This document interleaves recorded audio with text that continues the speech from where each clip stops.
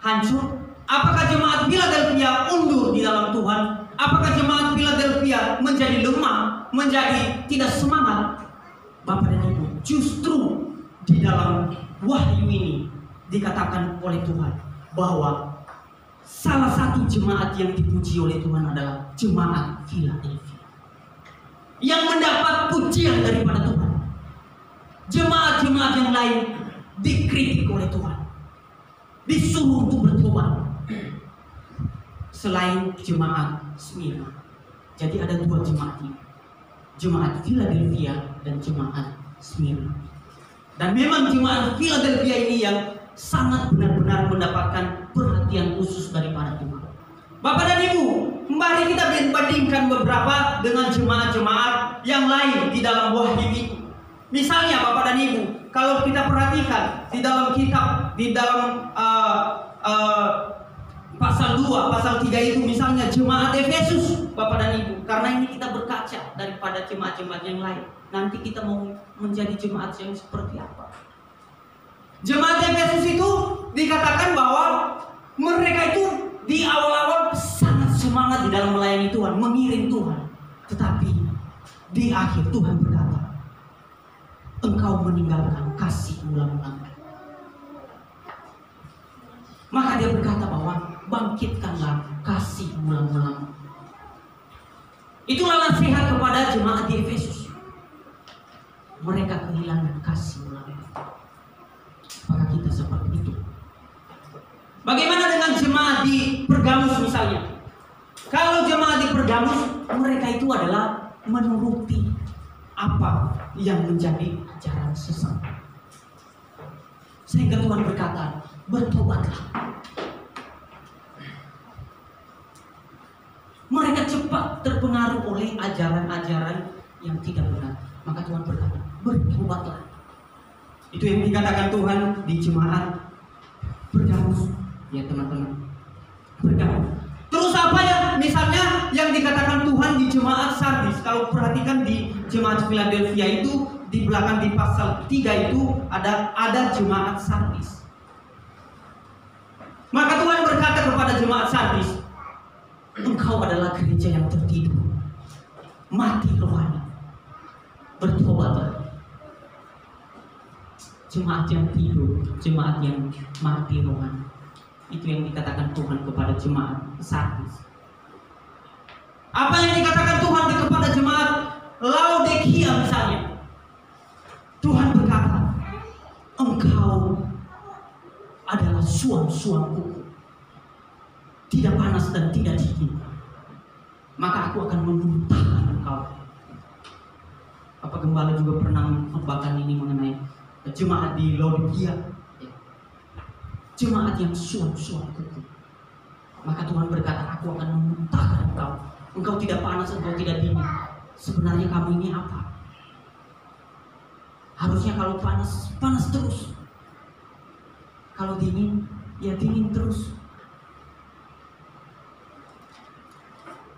Bapak dan Ibu, saya berpikir dan saya merenungkan firman Tuhan ini. Kalau misalnya ada surat yang ke-8 ditunjuk kepada jemaat GAB yang ditulis oleh Tuhan, apa yang Tuhan tulis di sana? Jemaat ini. Apakah yang ayat Tuhan tulis tentang terimu dan kering? Apakah di sana ada ketemuan checklist? Apakah di sana ada rohani yang baik? Apakah di sana ada kesetiaan? Apakah di sana ada menuruti firman Tuhan? Atau sebaliknya Tuhan menegur, hei, Bapak dan Ibu, ini adalah perenungan besar bagi kita. Sehingga tidak suatu kebetulan pada hari ini firman Tuhan disampaikan melalui jemaat di Philadelphia. Maka kita belajar. Kalau kamu merasa, kalau saya merasa di dalam diri saya ini ada kelemahan di dalam mengiring Tuhan, ada keterbatasan, maka belajarlah kepada jemaat di Philadelphia yang tidak menyerah pada keadaan, yang tidak menyerah pada situasi, walaupun mereka kecil, tidak dipandang mata oleh orang-orang lain. Marilah belajar kepada jemaat di Philadelphia. Apa yang kita pelajari dari jemaat Philadelphia ini? Sebenarnya kunci keberhasilan mereka apa sih sebenarnya? Sehingga Tuhan begitu memuji mereka. Bapak dan Ibu, kita akan belajar hal yang pertama yang mereka miliki adalah di ayatnya yang ke-8 itu, Bapak dan Ibu. Kita memperhatikan di ayatnya yang ke-8b itu. Pasal ayat 8b mengatakan, "Aku tahu bahwa kekuatanmu tidak seberapa, namun engkau menuruti firman-Ku."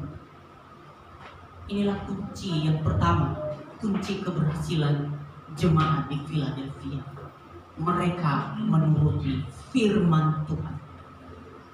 Mereka hidup oleh firman Tuhan.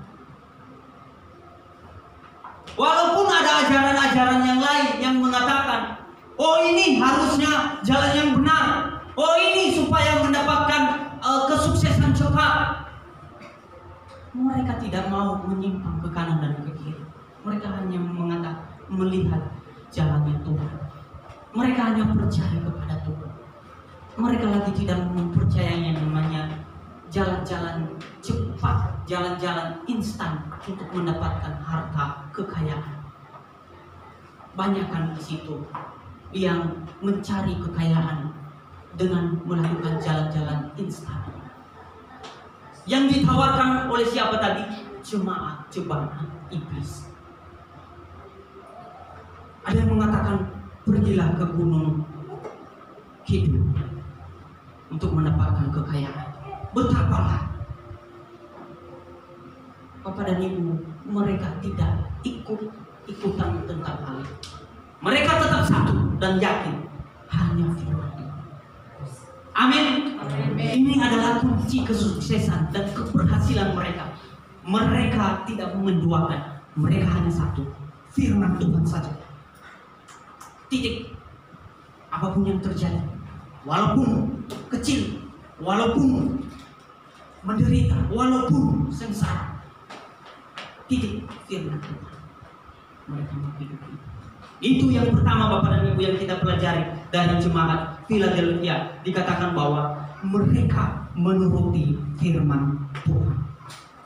Yang kedua Bapak dan Ibu, yang menjadi kunci kesuksesan keberhasilan mereka adalah, dan engkau tidak menyangkal namaku.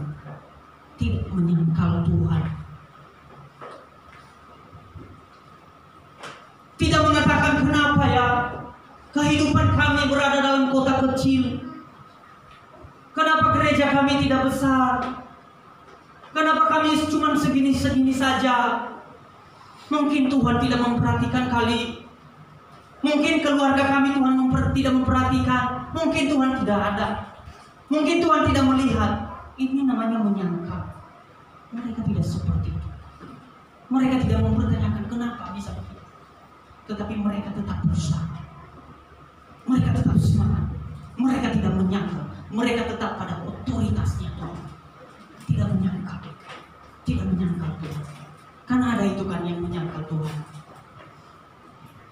Ada keinginannya sedikit, ada keinginannya katanya keinginannya itu begitu besar, keinginannya itu bagi dia itu wah banget, dan keinginannya itu tidak terpenuhi, sehingga dia berkata, ya udahlah, saya tidak pergi ke gereja lagi. Saya sering mendengar itu kepada anak-anak Tuhan. Saya pernah cerita seperti itu anak-anak Tuhan yang sampai menyangkal seperti itu. Aduh, sebenarnya saya mau setia, tetapi ada satu pergumulan saya ini yang baginya begitu besar, tetapi Tuhan tidak pernah menjawab. Ya, udah, saya tidak pergi ke gereja. Ini namanya menyangkal. Bapak dan Ibu, kunci kesuksesan jemaat Philadelphia hidup oleh firman Tuhan dan tidak menyangkal Tuhan. Amin. Amin. Hal yang ketiga Bapak dan Ibu yang kita pelajari daripada yang dimiliki oleh jemaat Philadelphia adalah di ayatnya yang ke-10. berkata, karena engkau menuruti firman-Ku untuk tekun menantikan Aku. Di sana ada kata tekun. Mereka hidup di dalam ketekunan Bapak dan Ibu, menanti-nantikan Tuhan, menanti-nantikan Tuhan di dalam setiap pergumulan mereka, menanti-nantikan Tuhan di dalam setiap tantangan yang mereka hadapi. Mereka tetap tekun dan setia. Tekun dan setia. Mereka tidak menyerah. Mereka tidak patah semangat. Mereka tetap tekun di dalam Tuhan. Ini adalah kunci keberhasilan mereka. Ada ketekunan di dalam diri mereka. Ada ketekunan ketika mereka beribadah, ketika mereka bersekutu dengan Tuhan. Di sana ada ketekunan. Amin. Amin. Bapak dan Ibu, minimal tiga kunci. Bapak dan Ibu, firman Tuhan berkata, tentu kita jangan hanya sebagai pendengar di ayat 13, tetapi kita mengerjakan. Amin. Amin. Tentu kita dengan kekuatan kita tidak bisa, tetapi kita terus memohon kekuatan daripada Roh Kudus menguatkan kita. Yang Tuhan mau itu bukan karena kita sudah berhasil, tetapi yang Tuhan mau itu di dalam diri kita itu ada semangat. Ketika jatuh ada semangat untuk bangkit lagi. Ketika jatuh ada semangat untuk tidak kembali lagi ke situ. Itu yang Tuhan mau. Karena tidak ada yang sempurna. Tidak ada yang sempurna, tetapi ada niat untuk terus memperbaiki diri. Bapak dan Ibu, ketika mereka menuruti firman Tuhan, ketika mereka tidak menyangkal nama Tuhan, ketika mereka tekun, apa yang Tuhan katakan kepada mereka? Tuhan berjanji kepada mereka. Apa janji Tuhan kepada mereka? Janji Tuhan kepada mereka di ayat 8a itu. Aku tahu segala pekerjaanmu. Lihatlah, aku telah membuka pintu bagimu yang tidak dapat ditutup oleh seorang pun. Amin. Amin. Tuhan membuka pintu bagi jemaat Philadelphia. Amin. Amin. Ya, Tuhan membuka pintu kepada mereka. Mereka tadi yang kecil, mereka tadi yang merasa diri tidak dipandang orang, tetapi Tuhan membuka pintu bagi mereka. Baik pintu berkat maupun pintu keselamatan, Tuhan bukakan bagi mereka. Dan tidak ada yang menutup lagi. Bahkan dikatakan di ayatnya yang 7b itu, inilah firman dari yang kudus, yang benar, yang memegang kunci Daud. Tahu artinya yang memegang kunci Daud? Tuhan yang memegang kunci Daud, yang membuka pintu kepada Daud. Dari Daud, seorang gembala yang tidak diperhitungkan oleh siapa-siapa. Daud seorang yang tidak dipandang oleh saudara-saudaranya, tidak dipandang oleh orang tuanya pun. Dia seorang gembala. Tetapi ketika Tuhan yang memiliki kunci, maka kedudukan raja diberikan kepada Daud. Amin. Amin. Tuhan yang memegang kunci. Apakah Anda merasa kecil? Apakah kita merasa jemaat kita di sini kecil? Apakah kita merasa jemaat kita di sini terbatas? Teman-teman, ingatlah firman ini. Tuhan yang memegang kunci Daud, dan Tuhan yang membuka pintu. Tetapi ketika dikatakan ketika dia membuka, tidak ada yang menutup. Tetapi ketika ditutup, tidak ada yang membuka. Siapa pintu yang ditutup kepada di dalam firman Tuhan? Contohnya kepada Saul. Ketika Tuhan menutup pintu baginya kepada Saul ketika dia ditolak menjadi raja, maka ketika kunci ditutup, maka dia ditolak menjadi raja. Kedudukan tinggi menjadi bawah. Tuhan yang memegang kunci. Amin. Amin. Teman-teman, ingatlah itu. Ketika suatu saat kita ada dalam pergumulan, ada dalam tantangan, ada ketika orang-orang tidak menghiraukan kita, tidak memandang ke sebelah mata kita. Katakan dalam hati, Tuhan yang memegang kunci dahulu. Ketika Tuhan yang membuka pintu, tidak ada lagi yang menutup kita. Maka dilanjutkan apa yang menjadi janji Tuhan kepada jemaat di Philadelphia. Bapak dan Ibu, kita melihat di ayatnya yang 9b. 9b berkata, lihatlah beberapa orang dari jemaat iblis, yaitu mereka yang menyebut dirinya orang Yahudi, tetapi yang sebenarnya tidak demikian, melainkan berdusta, akan kuserahkan kepadamu. Sesungguhnya aku akan menyuruh mereka datang dan tersungkur di depan kakimu dan mengaku bahwa aku mengasihi engkau. Musuh-musuh mereka tersungkur di bawah kaki mereka, karena Tuhan telah membuka pintu bagi mereka, karena Tuhan telah mengangkat mereka. Jemaat yang kecil diangkat, musuh-musuhnya tersungkur di bawah kaki mereka. Kepada mereka, janji Tuhan yang ketiga kepada mereka, kita bisa melihat di ayatnya yang ke-10. Di ayat yang 10 itu berkata, 10b, maka aku pun akan melindungi engkau dari hari pencobaan yang akan datang atas seluruh dunia untuk mencobai mereka yang diam di bumi. Janji Tuhan yang keempat di ayat yang ke-11. Di ayat yang ke-11 berkata, dan aku datang segera. Aku datang segera. Tuhan datang segera. Itu janji Tuhan. Tuhan datang yang kedua kali. Tetapi katanya, tetapi jangan sampai mahkota yang kamu miliki itu direbut oleh orang lain. Dan yang terakhir, apa yang menjadi janji Tuhan kepada jemaat ini? Janji Tuhan kepada jemaat ini di ayat yang ke-12. Barang siapa menang, garis bawahi, menang, ia akan kujadikan soko guru di dalam bait suci Allah. Soko guru.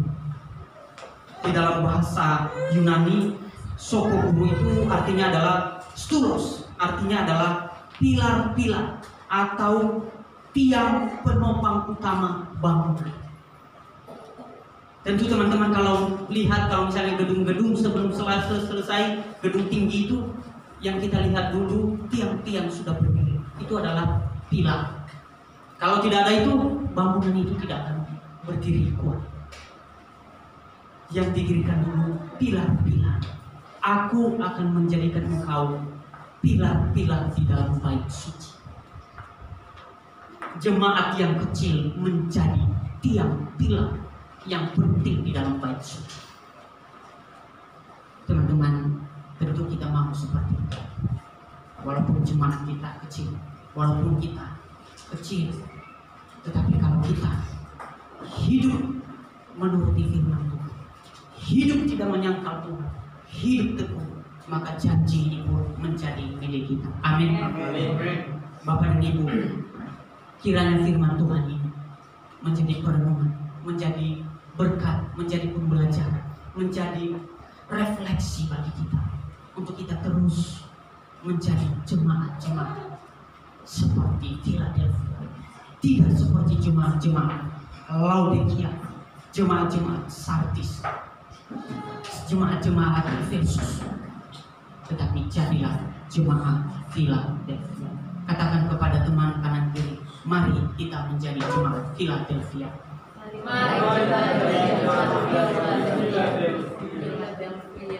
Baik, mari kita akan menundukkan kepala kita dan kita berdoa.